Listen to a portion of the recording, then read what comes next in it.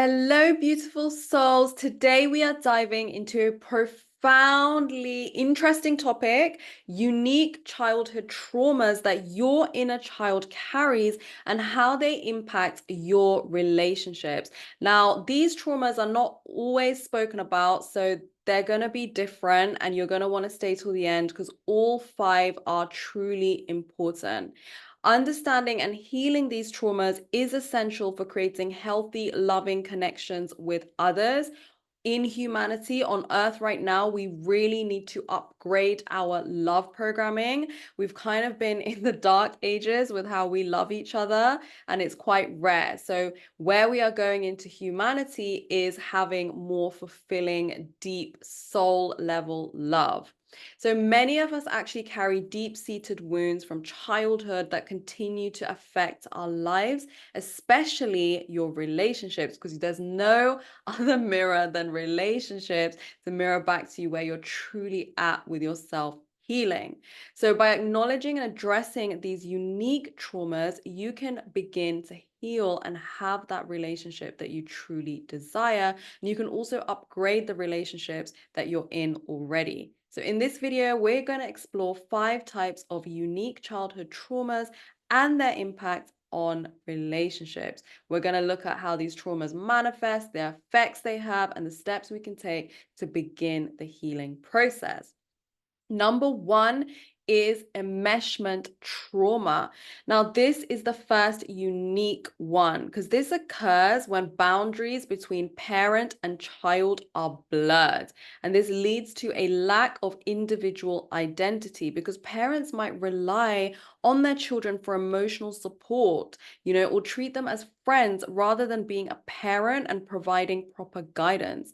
And in relationships, enmeshment trauma can manifest as a difficulty in setting boundaries. You might attract partners that they can't set boundaries and you can't set boundaries, and you're just playing out that enmeshment, which shows up as codependency or a constant need for approval from your partner. And healing this trauma really involves learning how to hold your energy within yourself spiritually. I talk a lot about this on my channel, and also establishing clear boundaries, not just verbally, but also energetically. There's energetic boundaries as well. And this is all about developing a strong sense of self. Now, things can help you like healing, therapy, boundary setting exercises, self-reflection, whatever you feel drawn to.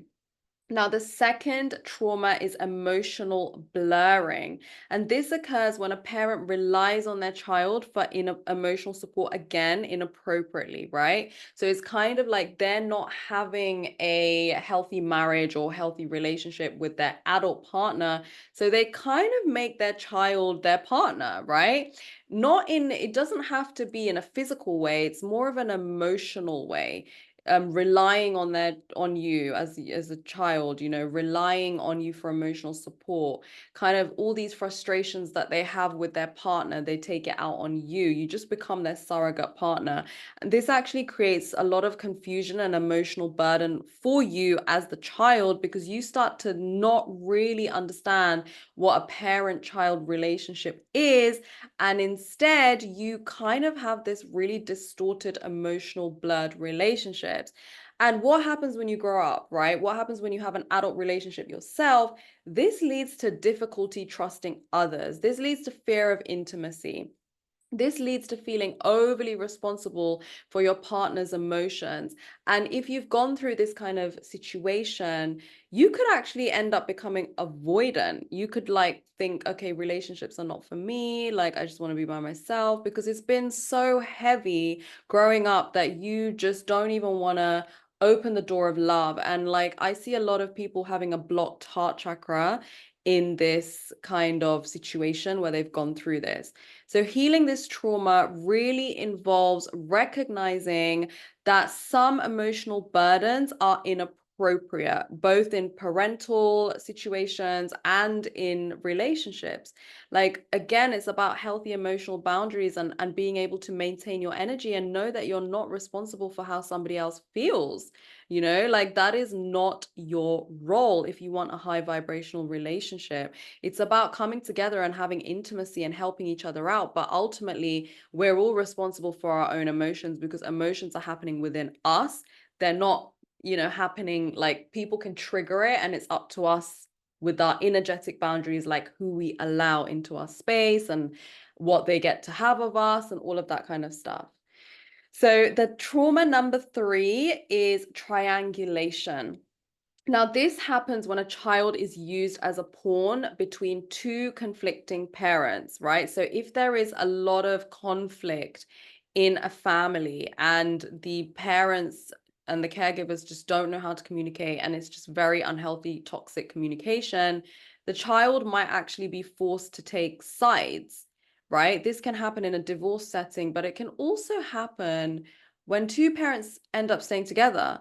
Like sometimes people think their relationship is successful because they've ended up staying together, but they've actually put their children through this emotional turmoil of having to take sides, which leads to loyalty conflicts and feelings of helplessness. And the child is not able to have their individual relationship with both caregivers. They feel like they always have to be on high alert in case a conflict happens, always have to take someone's side. And this can happen in a myriad of ways. Like, maybe a parent is highly emotional. They like cry all the time, or like they feel, they want the child's kind of empathy. Or there could be another parent who's like really dominant and puts you down if you don't take their side. Like this could play out in so many different ways, right? And in relationships, triangulation trauma can actually result in a fear of conflict because you've gone through so much conflict, and conflict has been shown to be dangerous for you because it's always led to something, like separation. Whereas really, the true meaning of conflict, when done in a healthy way, is to bring you closer to the person, not create more separation. So you could have a difficulty with direct communication in your relationships. You could have a tendency to involve third parties in personal disputes, because you don't want to handle that by yourself. And this could be like physically involving somebody in the relationship, or also like asking for advice, bringing people's opinions, and then it can just end up really clouded. So healing this trauma is all about direct communication skills, building conflict resolution, couples therapy, communication workshops, all of that kind of stuff. But, I really work with people's throat chakra because when there is not an ability to be able to speak up for what you truly feel and what's authentic to you, then you develop so much blockages in the throat chakra. And I have so much information and courses on how to heal your throat chakra, and I will put them down below in the description. The fourth one is parentification, which occurs when a child is forced to take on the role of a caregiver. And I speak so much about this in my mother and father wounds work that I do with people, right? Because sometimes you're not a child. You could be a caregiver for your parents or your siblings. And this leads to an overwhelming sense of responsibility and the loss of a normal childhood. And in relationships, parentification trauma can manifest as taking on too much responsibility, difficulty relaxing because you always feel like you need to take care of somebody. You can attract people that actually have a mother wound or a father wound and expect you to be that surrogate partner, again, in a different kind of way, even in adult life, to say, hey, I know they could have had like not neglect or didn't receive the love that they wanted, and now they're looking to you to be a parent. So it's not even a relationship. They want you to be a parent, right? And this is going to make you always prioritizing them, prioritizing their needs above your own. And this is not a healthy relationship. It's not fair on you. So healing this trauma involves learning to delegate, knowing that not everything's your responsibility, practicing deep self-care, learning how to put yourself first. There's a lot of guilt with this kind of trauma. I see that guilt in people's sacral chakra, like when they want to just be free and live life on their terms and like just be like who they are. It's like this guilt because they think, oh no, I need to do this, this, and this, and I need to take care of this person. And, there's a balance between caring for others and yourself.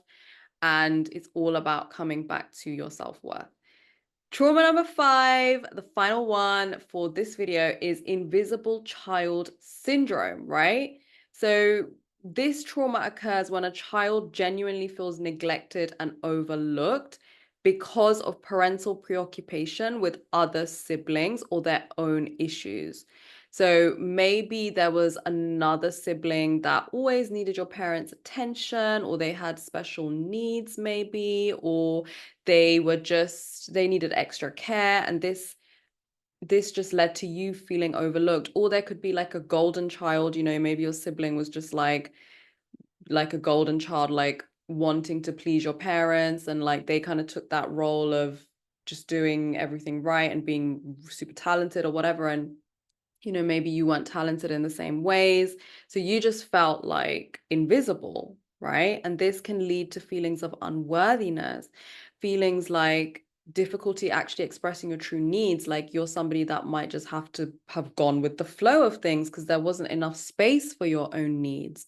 And you could have also developed a tendency to withdraw because you felt like, well, if my needs are not being met, then why should I, be in this space? Like I'm not worthy enough to be in this space. And I see a lot of energy with this kind of trauma in the solar plexus, because the solar plexus is about asserting your needs and expressing yourself and feeling worthy. And healing this trauma involves learning to assert your needs and recognizing your worth, and like really revisiting your childhood and realizing that, it wasn't about you, it was about your caregiver's inability to really have that time and space for you. And, if it's even like affirmations or self-assertion exercises and therapy and confidence and communication skills and healing, like I mentioned everything, like obviously I work with people on deep healing, but it's really about what you feel drawn to, because understanding and healing these unique childhood traumas is a very crucial step towards wholeness and inner peace, and really allows you to break free from the patterns and beliefs that no longer serve you, right? Because you can truly break free from your childhood. It does not have to rule your life. It was one stage of your life, and from there, you can grow and you can become the person you want and have the beautiful relationships that you want to have. So thank you for joining me today. If you found this helpful, share it with your friends and family, because I think there's so many of us that have gone through these traumas and you're just not aware of it. And remember, healing is a journey, and you deserve to have love in your life. You deserve to have joy, worthiness, and authenticity. So until next time, stay blessed and keep shining your bright light.